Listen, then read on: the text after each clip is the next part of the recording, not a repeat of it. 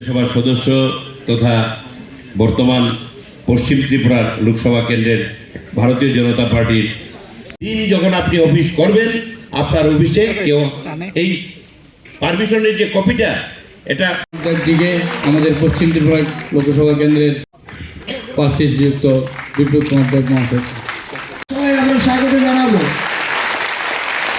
ধন্যবাদ।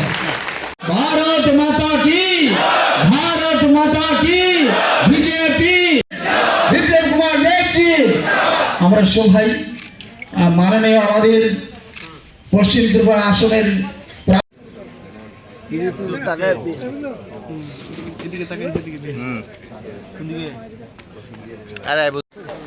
প্রদীপ উজ্জ্বলনের ঠিক পর মুহূর্তেই আমাদের অতিথিবৃন্দরা ভারতীয় জনতা পার্টির